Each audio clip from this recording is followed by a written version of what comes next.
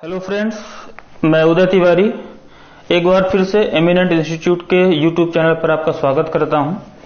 आज हम लाए हैं मध्य प्रदेश के सामान्य ज्ञान की श्रृंखला में एक महत्वपूर्ण टॉपिक, मध्य प्रदेश की प्रमुख सिंचाई एवं नदी घाटी परियोजनाएं। इसमें हमने अभी लास्ट वीडियो में देखा था मध्य प्रदेश की प्रमुख नदियों के बारे में। आज हम बात करेंगे सिंचाई एवं नदी घाटी परियोजनाओं के बारे में। हालांकि हमने पिछले वीडियो में भी जब नदियां हमने पढ़ी हैं तो वहां पर हमने कुछ इंपॉर्टेंट नदियां और उन नदियों पर पाए जाने वाले प्रोजेक्ट्स को डिस्कस किया था, लेकिन हम इसके लिए एक विशेष अलग से एक वीडियो लेकर आए हैं जिसमें आपको सारी नदी घाटी परियोजनाओं के बारे में डिटेल में पॉइंट वाइज सारी चीजों को आपको एक्सप्लेन करेंगे और एग्जाम के पॉइंट ऑफ व्यू से हम इंपॉर्टेंट क्वेश्चन को भी यहाँ पे साथ में डिस्कस करते हुए चलेंगे। तो स्टार्ट करते हैं मध्य प्रदेश की प्रमुख सिंचाई एवं नदी घाटी परियोजनाएं। तो सबसे पहले हमें पता है कि जैसे मध्य प्रदेश जो है इसमें छोटी या बड़ी कुल मिलाकर 600 से भी ज्यादा नदियों का ओरिजिन है, ठीक है। इसलिए हम मध्य प्रदेश को नदियों का मायका कहते हैं।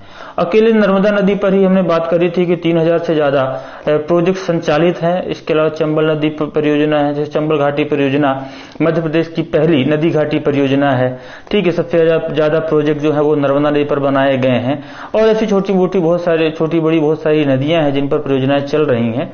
तो हम उनका एक विकास क्रम देखते हैं। तो सबसे पहले हम देखते हैं मध्य प्रदेश में सिंचाई परियोजना का विकास कैसे हुआ है। तो मध्य प्रदेश में उपलब्ध जल संसाधनों के समुचित एवं समन्वित विकास के लिए वर्ष 1956 में जल संसाधन विभाग की स्थापना की गई थी। अगर हम मध्य प्रदेश के बारे में बात करें तो मध्य प्रदेश सिंचित क्षेत्रफल की दृष्टि से भारत में 7वें स्थान पर आता है। और स्वतंत्रता के पहले जब ग्वालियर राज्य हुआ करता था तो ग्वालियर राज्य भी उत्कृष्ट एवं विकसित सिंचाई प्रणाली के लिए जाना जाता है। उस समय पर ग्वालियर के जो तत्कालीन महाराजा जो थे उन्होंने 1905 में ग्वालियर राज्य में सिंचाई विभाग की स्थापना करवाई थी। और पहली बार अगर हम बात करें तो सिंचाई व्यवस्था के बारे में तो मध्य प्रदेश में बालाघाट जिले में बेनगंगा नदी पर 1911 में एक बांध का निर्माण कराया जाता है जिसे हम धुती बांध के नाम से जानते हैं। तो इस तरीके से मध्य प्रदेश में बालाघाट जिले में 1911 में धुती बांध का निर्माण हुआ और इस निर्माण का कार्यकाल जो है ब्रिटिश इंजीनियर सर जॉर्ज मोस हैरियट की देखरेख में संपन्न हुआ था। तो इस तरीके से 1911 में सिंचाई व्यवस्था की शुरुआत मध्य प्रदेश में होती है। उसके बाद अगला जो विकास क्रम है 1923 में बालाघाट जिले में बेनगंगा नदी पर एक नहर बनाई जाती है, ठीक है, बेनगंगा नहर जो कि मध्य प्रदेश की पहली नहर है, ठीक है। उसके बाद 1927 में मुरैना जिले में आसन नदी एक पाई जाती है। इसमें पगारा बांध का निर्माण किया जाता है जो कि प्रदेश की सिंचाई परियोजनाओं का प्रथम उदाहरण माना जाता है। तो पगारा बांध याद रखेंगे कहां पर है, मुरैना जिले में है, आसन नदी पर है, ठीक है। उसके बाद 1927 के बाद हम आते हैं 1933 में रायसेन जिले में एक सिंचाई टैंक स्टैब्लिश किया जाता है जो कि मध्य प्रदेश का पहला सिंचाई टैंक है जिसे हम पलकमती सिंचाई टैंक के नाम से जानते हैं। तो 1933 में रायसेन जिले में पलकमती सिंचाई टैंक को प्रदेश का पहला सिंचाई टैंक माना जाता है। और दूसरा सिंचाई टैंक 1936 में बालाघाट में मुरुम नाला के आसपास बनाया जाता है। और उसके बाद 1953-54 में निर्मित चंबल घाटी परियोजना प्रदेश की पहली नदी घाटी परियोजना है। तो इस तरीके से हमने नदी घाटी परियोजना की स्थापना करी। उसके बाद वर्ष 1964 में सिंचाई अनुसंधान संचालनालय का गठन किया जाता है और इसी परियोजना के अंतर्गत भोपाल में हथाई गेड़ा नामक स्थान पर प्रदेश स्तर की मिट्टी एवं धातु प्रयोगशाला की स्थापना वर्ष 1970 में की जाती है। तो इस तरीके से मध्य प्रदेश में सिंचाई परियोजनाओं का विकास होता है। हम बात करते हैं मध्य प्रदेश के प्रमुख सिंचाई साधन कौन कौन से हैं। तो मध्य प्रदेश में सिंचाई साधनों के बारे में अगर हम बात करें तो प्रमुख सिंचाई साधन कुएं, नहर और तालाब हैं। कुओं के द्वारा प्रदेश का जो पश्चिमी क्षेत्र है वो सर्वाधिक सिंचित होता है। और सर्वाधिक सिंचित होने में उसमें अगर पश्चिमी क्षेत्र में भी बात करें कुओं से सर्वाधिक सिंचाई कहां होती है तो मंदसौर जिला प्रदेश का ऐसा जिला है जहां कुओं के द्वारा सर्वाधिक सिंचाई प्राप्त होती है। बालाघाट और सिवनी जिलों में तालाब के द्वारा सर्वाधिक सिंचाई होती है। इसके अलावा मुरैना, ग्वालियर, दतिया, टीकमगढ़ तथा होशंगाबाद क्षेत्रों में नहरों के द्वारा सर्वाधिक सिंचाई की जाती है। तो इस तरह ये प्रमुख सिंचाई साधन है। आप इसे एक डायग्राम से भी समझ सकते हैं। यहाँ पर हम देख रहे हैं इस डायग्राम के माध्यम से कि जो 3 पाई चार्ट बनाया गया है यहाँ पे, इसमें हम देखें सबसे ज्यादा जो एरिया है 64 पॉइंट समथिंग एरिया है जो आपका वेल्स और ट्यूबवेल्स के द्वारा इरिगेटेड एरिया होता है।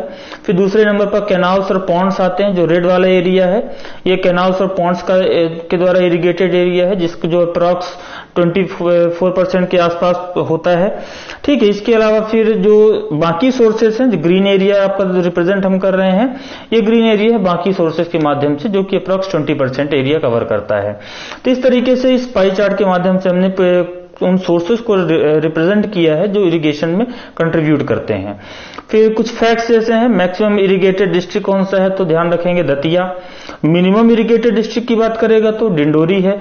Districts with maximum irrigation capacity, ऐसा जिला जिसमें सिंचाई की सर्वाधिक क्षमता पाई जाती है होशंगाबाद है। सबसे कम के मामले में सिंचाई क्षमता के मामले में बुरहानपुर है। ऐसा जिला जिसमें ग्राउंड वाटर लेवल सबसे ज्यादा है तो होशंगाबाद ही है, और मिनिमम ग्राउंड वाटर लेवल में बुरहानपुर जिला आता है। तो अब इम्पोर्टेंट कैनाल्स के बारे में हम बात करते हैं। तो मध्य प्रदेश में जो इम्पोर्टेंट कैनाल्स है, एक तो चंबल कैनाल है, हमने बात करी चंबल घाटी परियोजना। चंबल वैली कॉरपोरेशन जो है एमपी की फर्स्ट रिवर वैली प्रोजेक्ट है, जिसमें चंबल कैनाल के द्वारा total 2.25 lakh hectare area irrigated होता है। फिर दूसरी जो नहर है बारना कैनाल, इसमें टोटल इरिगेटेड एरिया 66,000 हेक्टेयर। तवा कैनाल के द्वारा 2.5 लाख हेक्टेयर एरिया जो है वो इरिगेशन प्रोवाइड कराता है। हलाली कैनाल प्रोजेक्ट 36,000 हेक्टेयर को जमीन को इरिगेशन प्रोवाइड कराता है। वेनगंगा कैनाल के माध्यम से 1.03 लाख हेक्टेयर एरिया इरिगेटेड होता है, जिसकी कुल लंबाई है 45 किलोमीटर। और उसके बाद वर्गी जो है 2.45 लाख हेक्टेयर इरिगेशन अवेलेबल कराता है। अब कुछ इंपॉर्टेंट इरिगेशन प्रोजेक्ट्स जो हैं, जैसे हमने बात करी यहाँ पर जो कैनाल अभी चंबल और इन सारी रिवर्स के अलावा, तो माता टीला या राजगढ़ प्रोजेक्ट के नाम से जो कि बेतवा नदी पर बनाया गया है, ये मध्य प्रदेश और उत्तर प्रदेश का ज्वाइंट प्रोजेक्ट है। दूसरे नंबर पे है वाण सागर परियोजना जो कि सोन नदी पर बनाया गया है, ये एमपी, यूपी और बिहार का ज्वाइंट प्रोजेक्ट है। ध्यान रखेंगे इसमें बाण सागर परियोजना जो है, इसमें बाण सागर परियोजना में आपका देवहारी में देवलोंद नामक स्थान पर एक बांध बनाया गया है, जो कि क्या कहते हैं एमपी, यूपी और बिहार के लिए सम्मिलित रूप से बनाया गया है। ठीक है, बाण सागर परियोजना के बारे में एक फैक्ट और मैं आपको बता दूं कि इसमें जो कंट्रीब्यूशन है, ठीक है, बाण सागर परियोजना में राज्यों का जो अनुपात है वो है 2:1:1, यानी कि मध्य प्रदेश 2 भाग इन्वेस्ट करता है, यूपी और बिहार 1-1 भाग इसमें इन्वेस्ट करते हैं बाण सागर परियोजना में। फिर बाण सागर परियोजना जो आपका रीवा, सीधी, सतना और शहडोल जिलों में होकर संचालित है। फिर अगली जो परियोजना है वो पेंच परियोजना है, पेंच नदी पर बनाया गया, जो कि मध्य प्रदेश और महाराष्ट्र की संयुक्त परियोजना है। फिर बावनथड़ी परियोजना, बावनथड़ी कैनाल जो है आपका बावनथड़ी नदी पर एमपी महाराष्ट्र की ज्वाइंट परियोजना है। ठीक है, केन नदी, केन प्रोजेक्ट जो है केन नदी पर बनाया गया है, जो कि एमपी यूपी का ज्वाइंट वेंचर है। उर्मिल पे जो कैनाल है उर्मिल नदी पर, ये भी एमपी यूपी का ज्वाइंट प्रोजेक्ट है। इसके अलावा भांडेर कैनाल बेतवा नदी पर है, दजला देवाड़ा कुंडा नदी पर है। जोबट परियोजना जो है आपका हाथनी नदी पर। जोबट परियोजना को हम चंद्रशेखर आजाद सागर परियोजना के नाम से भी जानते हैं, तो ध्यान रखेंगे ये इंपॉर्टेंट क्वेश्चन बनता है। जोबट परियोजना का दूसरा नाम क्या है, तो चंद्रशेखर आजाद सागर प्रोजेक्ट या परियोजना। अब हम बात करते हैं जो हमारी रिवर प्रोजेक्ट्स हैं, तो सबसे पहले रिवर प्रोजेक्ट्स हम बात करेंगे नर्मदा रिवर प्रोजेक्ट्स की। जैसा कि हमने लास्ट वीडियो में भी देखा था, नर्मदा नदी के ओरिजिन स्थल यानी कि अमरकंटक से जैसे ही नर्मदा नदी स्थल पार्ट भाग में आती है, जो कि जबलपुर में आती है, वहां जबलपुर में बरगी नामक एक गांव पर एक परियोजना बनती है जिसे हम बरगी परियोजना बोलते हैं। ठीक है, बरगी बांध जो है जबलपुर के निकट बरगी गांव में बनाया गया है, नर्मदा नदी का पहला बांध है, जिसकी कुल सिंचाई क्षमता है 4.37 लाख हेक्टेयर, जो कि 100 मेगावाट बिजली का उत्पादन करती है। ठीक है, जबलपुर में ही थोड़ा सा आगे नर्मदा नदी पर हम आगे बढ़ते हैं तो भेड़ा घाट, जो कि आपका एक पर्यटन स्थल है। इसके अलावा जब नदी आगे बढ़ती है तो ओंकारेश्वर और इंदिरा सागर परियोजना, खंडवा नदी हम देखते हैं। ठीक है, खंडवा इंदिरा सागर जो परियोजना है खंडवा जिले के पुनासा नामक स्थान पर बनाई गई है। देश की सबसे ज्यादा जल संग्रहण क्षमता वाली परियोजना है। ध्यान रखेंगे, देश की सबसे ज्यादा जल संग्रहण क्षमता की परियोजना इंदिरा सागर परियोजना है, जो कि खंडवा, खरगोन और बड़वानी जिले में सिंचाई उपलब्ध कराती है। जिसकी बिजली क्षमता है, बिजली उत्पादन की क्षमता 1000 मेगावाट है। फिर पर इसी के अलावा आगे है ओंकारेश्वर परियोजना। ये खंडवा जिले के मानधाता नामक गांव में, मानधाता नगरी जो है उसी के नाम से, यहाँ पर मानधाता परियोजना के नाम से हम इसे जानते हैं। इसकी कुल सिंचाई क्षमता 1,47,000 हेक्टेयर है और बिजली उत्पादन क्षमता 520 मेगावाट इसका टारगेट रखा गया है। फिर महेश्वर परियोजना है। महेश्वर परियोजना आपका खरगोन जिले में है। और उसके बाद गुजरात में बड़ोदरा में आपका सरदार सरोवर परियोजना है। तो इन परियोजनाओं के बारे में हम डिटेल में एक करके देखना शुरू करते हैं। तो सबसे पहला जो है सरदार सरोवर परियोजना। तो सरदार सरोवर परियोजना मध्य प्रदेश, गुजरात, राजस्थान और महाराष्ट्र की एक संयुक्त बहुउद्देशीय परियोजना है, जिसकी आधारशिला 1961 में पंडित जवाहरलाल नेहरू ने रखी थी। 17 सितंबर 2017 को हमारे वर्तमान प्रधानमंत्री श्री नरेंद्र मोदी जी के द्वारा इस बांध का लोकार्पण किया गया है। ठीक है, अब सोचिए, शुरुआत 1961 में, आधारशिला 1961 में रखी गई है और इसका इनॉग्रेशन 2017 में प्रधानमंत्री नरेंद्र मोदी के द्वारा किया जा रहा है। ठीक है, तो इस बीच में यहाँ पर सरदार सरोवर परियोजना के साथ बहुत सारे विवाद भी सम्मिलित हैं। ठीक है, इस विवाद में हम आगे बात करेंगे जो नर्मदा बचाओ आंदोलन है, जो कि 1989 से शुरू हुआ है। ठीक है, और इसके बाद 1991 में यहाँ पर नर्मदा बचाओ आंदोलन की एक प्रमुख नेता रही है मेधा पाटकर। इन्हें राइट लाइवलीहुड अवार्ड से भी सम्मानित किया गया है। तो ये ध्यान रखेंगे, एग्जाम में कई बार ये क्वेश्चन पूछा गया है कि मेधा पाटकर किससे संबंधित है। तो ध्यान रखेंगे, नर्मदा बचाओ आंदोलन से संबंधित हैं। ठीक है, नर्मदा बचाओ समिति का गठन कब किया गया? 1985 में किया गया था। ठीक है, इस तरीके से 1979 में प्रोजेक्ट की शुरुआत होती है और कई बार विरोध और विस्थापनों के मुद्दों पर लंबी लड़ाई के बाद 1987 से बांध का बनने का काम शुरू होता है। ठीक है, जिसमें जो अंतिम तौर पर 2017 में संपन्न होता है। और इसी नदी पर यही बनाया गया है स्टेच्यू ऑफ यूनिटी, जिसमें सरदार वल्लभ भाई पटेल की 182 मीटर ऊंची प्रतिमा, जो कि विश्व की सबसे ऊंची प्रतिमा है, इसका यहाँ पर अनावरण भी किया जाता है। सरदार सरोवर बांध परियोजना के बारे में एक चीज और बता दूं आपको। सरदार सरोवर बांध परियोजना अमेरिका का एक बहुत बड़ा डैम है, ग्रैंड कोली डैम। उसके बाद विश्व का ये दूसरा सबसे बड़ा ग्रेविटी कंक्रीट डैम है, गुरुत्वीय बांध है, जो कि कंक्रीट से बना हुआ है, जिसकी ऊंचाई 163 मीटर है। शुरू में इसकी ऊंचाई को लेकर भी कई बार यहाँ पर विरोधाभास हुए, क्योंकि सरदार सरोवर परियोजना के आसपास जो गांव पाए जाते हैं, लगभग 190 गांव हैं। ठीक है, जिनके विस्थापन का खतरा यहाँ पर मंडरा रहा था। इसके अलावा जैसे जहां पर भी बांध बनाए जाते हैं वहां पर भूकंप आने की संभावनाएं बढ़ जाती हैं। इस कारण से लोगों के द्वारा यहाँ पर विरोध किया जा रहा था। बाद में इसकी हाइट को थोड़ा सा कम कर दिया गया और भी वर्तमान इसकी ऊंचाई 163 मीटर है। पानी बहाव की क्षमता के लिहाज से यह विश्व में तीसरा सबसे बड़ा बांध है और इस परियोजना से सबसे अधिक मध्य प्रदेश के लोग प्रभावित हुए हैं। ठीक है, इसमें जो उत्पादन होगा, बिजली उत्पादन, उसका भी जो शेयरिंग है मध्य प्रदेश को सर्वाधिक मात्रा में मिलता है। 57% मध्य प्रदेश को और महाराष्ट्र को 27%, गुजरात को 16% यहाँ से विद्युत उत्पादन का दिया जाता है। ठीक है, इस तरीके से सरदार सरोवर परियोजना है। ठीक है, अगली जो हमारी परियोजना है इंदिरा सागर परियोजना, जो कि नर्मदा नदी पर ही बनाई गई है। इसके बारे में जैसे भी हमने पढ़ा कि देश की सबसे बड़ी जल भंडारण क्षमता जो है इंदिरा सागर परियोजना का ही है। ठीक है, ये नर्मदा नदी पर निर्मित मध्य प्रदेश का सबसे बड़ा बांध है, जो कि खंडवा जिले के पुनासा के निकट निर्मित किया गया है।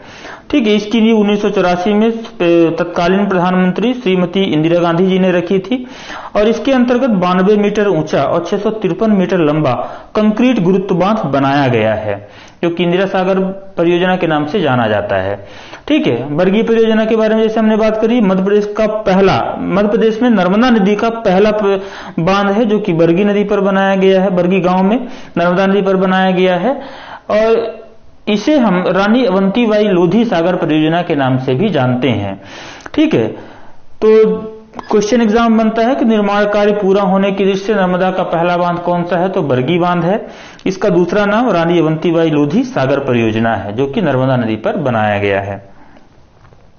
फिर चंबल घाटी परियोजना के बारे में हम बात कर लें तो जो चंबल घाटी परियोजना जो है मध्य प्रदेश की पहली नदी घाटी परियोजना है जो कि 1953-54 में स्थापित की गई है। ठीक है, जिसमें हम देखते हैं 3 बांध हैं, एक बैराज का निर्माण कराया गया है। तो जो पहला बांध है गांधी सागर बांध है जो कि मंदसौर जिले में भानपुरा तहसील में निर्मित किया गया है। ठीक है, दूसरा है आपका राणा प्रताप सागर बांध जो कि चित्तौड़गढ़ राजस्थान में, जवाहर सागर कोटा ये भी राजस्थान जिले में, कोटा बैराज 1954 में इसकी शुरुआत होती है जो कि 1982 में पूर्ण होता है। तो इस तरीके से ये प्रमुख 4 छोटी छोटी परियोजनाएं हैं जो चंबल घाटी परियोजना का भाग हैं। आप यहाँ पर मैप में देख रहे हैं चंबल नदी जो है अपने ओरिजिन स्थल इंदौर में महू में जानापा पहाड़ी से निकलती है और वहां से निकलने के बाद ये नदी निकलती है आपका मध्य प्रदेश और राजस्थान के साथ बॉर्डर बनाते हुए यमुना नदी में जाकर मिलती है। और यहाँ पर ही हम देखते हैं नीमच और मंदसौर के आसपास एक बांध पाया जाता है जिसे हम जानते हैं क्या, गांधी सागर बांध। अगला है राणा प्रताप सागर बांध चित्तौड़ में, फिर थोड़ा सा और आगे निकलते हैं तो जवाहर सागर बांध और कोटा बैराज, दोनों कोटा जिले राजस्थान में स्टैब्लिश हैं। तो इस तरीके से चंबल घाटी परियोजना है। अगली जो हमारी परियोजना है बाण सागर परियोजना। तो बाण सागर परियोजना विंध्य क्षेत्र में सोन नदी पर निर्मित बाण सागर परियोजना की आधारशिला उस समय के जो प्रधानमंत्री थे श्री मोरारजी देसाई उन्होंने 1978 में रखी थी, जिसका लोकार्पण बाद में श्री अटल बिहारी वाजपेयी के द्वारा किया जाता है। ठीक, तो बाण सागर परियोजना इसके बनने में भी काफी समय लग जाता है। तो अटल बिहारी वाजपेयी ने 2006 में इसका लोकार्पण किया था। यह परियोजना मध्य प्रदेश, उत्तर प्रदेश और बिहार की संयुक्त परियोजना है।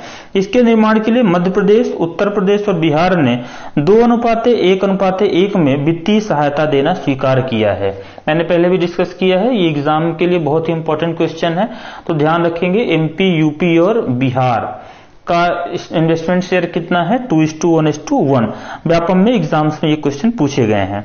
इस परियोजना के लिए मध्य प्रदेश को नोडल एजेंसी बनाया गया है। ये भी बहुत इंपॉर्टेंट क्वेश्चन है, एग्जाम में ये भी पूछा जाता है कि बाण सागर परियोजना में नोडल एजेंसी कौन है। तो ध्यान रखेंगे नोडल एजेंसी यहाँ पर क्या है, बाण सागर मध्य प्रदेश राज्य। ठीक है, हो सकता है किसी एजेंसी का नाम दे दे, किसी डिपार्टमेंट का नाम दे दे, तो यहाँ पर आपको डिपार्टमेंट और उससे मतलब नहीं है। आपका आंसर क्या होगा, मध्य प्रदेश को बाण सागर परियोजना में नोडल एजेंसी के रूप में बनाया गया है। यह परियोजना सोन नदी पर मध्य प्रदेश के शहडोल जिले में देवलोन नामक स्थान पर निर्मित की गई है। अगली जो परियोजना है केन बेतवा लिंक परियोजना। केन बेतवा लिंक परियोजना जो है ये नदी जोड़ो परियोजना के अंतर्गत मध्य प्रदेश की 2 प्रमुख नदियां हैं, केन नदी और बेतवा नदी। इनको जोड़ने के लिए छतरपुर जिले में केन नदी पर 73 मीटर ऊंचा मिट्टी का एक बांध बनाया जाएगा। ठीक है, जिसमें 231 मीटर लंबी नहर के द्वारा बेतवा नदी में जल पहुंचाया जाएगा। तो ये जो परियोजना है नदी जोड़ो परियोजना का एक बहुत ही अच्छा उदाहरण है। ठीक है, जिसमें लगभग 9,500 करोड़ की लागत से केन बेतवा लिंक परियोजना के द्वारा मध्य प्रदेश और उत्तर प्रदेश की लाखों हेक्टेयर भूमि सिंचाई की जा सकती है। ठीक है, यह परियोजना मध्य प्रदेश के पन्ना राष्ट्रीय उद्यान से होकर गुजरेगी, जिसमें केन नदी का पानी बेतवा नदी में शिफ्ट किया जाएगा। बेतवा नदी जो है हमने पहले ही पढ़ा है, नदी जब हम नदियां पढ़ रहे थे मध्य प्रदेश की, हमने पढ़ा कि जो बेतवा नदी है वो मध्य प्रदेश की गंगा के नाम से हम जानते हैं इन टर्म्स ऑफ पॉल्यूशन। तो बेतवा नदी का जो पानी है वो काफी सूख चुका है, इस कारण से वहां पर पानी की अवेलेबिलिटी कराने के लिए केन नदी का जो एक्सेस पानी है वो बेतवा नदी में नहर के माध्यम से या रिवर लिंकिंग प्रोजेक्ट के माध्यम से ट्रांसफर किया जाएगा। ठीक है, और इसी के माध्यम से पन्ना टाइगर रिजर्व में एक बांध का निर्माण किया जाएगा, जिस बांध का नाम है दूढ़न बांध का निर्माण पन्ना टाइगर रिजर्व में किया जाएगा।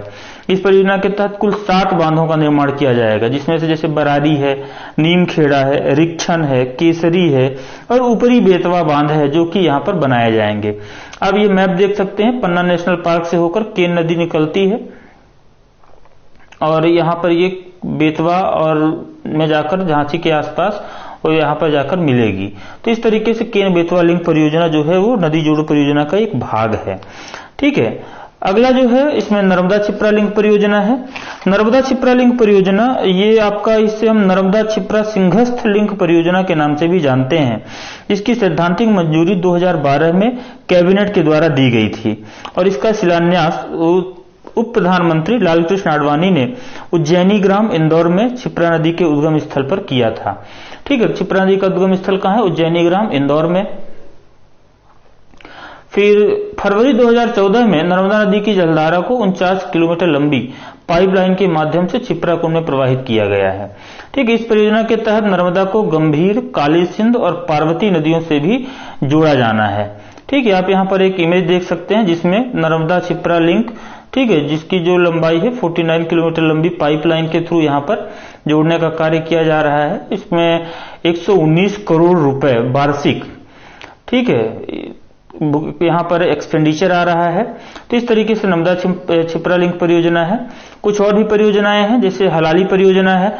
हलाली परियोजना को हम सम्राट अशोक सागर परियोजना के नाम से भी जानते हैं। ठीक है, हलाली को बाण गंगा तथा थाल के नाम से भी जानते हैं। हलाली एक नदी है, ठीक है, जिसे हम बाण गंगा तथा थाल के नाम से भी जाना जाता है। ठीक है, हलाली बांध का निर्माण कार्य 1973 में शुरू किया गया, जो कि 1976 में पूरा हुआ। ठीक है, अगला जो है मड़ीखेड़ा बांध है, शिवपुरी जिले के निकट सिंध नदी पर बनाया गया है ये मड़ीखेड़ा बांध। ठीक है, मड़ीखेड़ा बांध का निर्माण जो है 1978 में शुरू किया गया, जो कि 2008 में पूरा होता है। तो मड़ीखेड़ा बांध आपका सिंध नदी पर स्थित है। ठीक है, यह एक बहुउद्देशीय बांध है जो 2008 में पूर्ण होता है, जिसकी ऊंचाई लगभग 62 मीटर के आसपास है और लंबाई 1070 मीटर के आसपास है।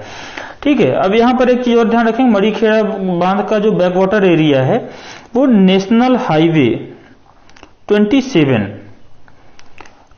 पर बना सड़क पुल जो है, प्रदेश का सबसे लंबा जो नदी सड़क पुल है वो यहाँ पर बना हुआ है। तो इस तरीके से ये मड़ीखेड़ा बांध इंपॉर्टेंट है। फिर कुछ और जो परियोजनाएं हैं, जैसे बारना परियोजना है, बारना नदी पर रायसेन जिले में बनाया गया है।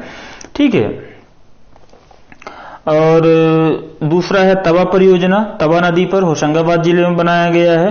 ठीक है, तवा बांध से के बाईं ओर एक नहर निकाली गई है जिसकी लंबाई 131 किलोमीटर है। ठीक है, और दाईं ओर भी एक नहर है जिसकी लंबाई 4 किलोमीटर है। ठीक है, यहाँ इसकी सिंचाई क्षमता लगभग 3 लाख हेक्टेयर है।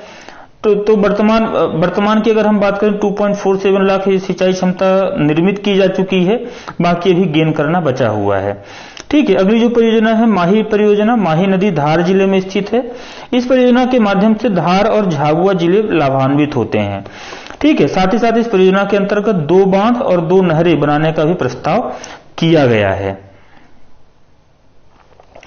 ठीक है, तो अगला आप देख रहे हैं जैसे उर्मिल परियोजना है। उर्मिल परियोजना उर्मिल नदी पर छतरपुर जिले में यहाँ पर बनाई गई है। ठीक है, जो कि एमपी-यूपी का ज्वाइंट प्रोजेक्ट है। कोलार परियोजना कोलार नदी पर लावाखेड़ी सीहोर में।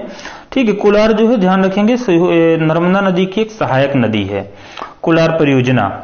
ठीक है, गुलाब सागर या महान सागर परियोजना महानदी पर सीधी जिले में बनाई गई है। महान जो है आपका ये टोन्स या टमस जो है एक नदी है, जो कि उसकी सहायक नदी है महान नदी। ठीक है, महान नदी ही जो मध्य प्रदेश में रीवा जिले में एक वाटरफॉल पाया जाता है जिसे हम बोलते हैं क्योंटी। तो क्योंटी वाटरफॉल का फॉर्मेशन महान नदी के द्वारा किया जाता है। ठीक है, अगली जो परियोजना है राजघाट परियोजना, जो कि आपका रानी लक्ष्मीबाई सागर परियोजना या भांडेर परियोजना या माता टीला परियोजना के नाम से भी जानी जाती है। ये बेतवा नदी पर ललितपुर जिले उत्तर प्रदेश में बनाई गई है। ठीक है, ये मध्य प्रदेश और उत्तर प्रदेश की संयुक्त परियोजना है जो कि बेतवा नदी पर बनाई गई है। फिर अगला है बावनथड़ी परियोजना, बावनथड़ी नदी पर कटंगी बालाघाट में एक एरिया है, वहां बनाई गई है, जो कि एमपी और महाराष्ट्र की संयुक्त परियोजना है। तो इस तरीके से दोस्तों हमने यहाँ पर प्रमुख नदी घाटी परियोजनाओं के बारे में देखा है। एक एक पॉइंट्स को हमने यहाँ पर कवर किया है।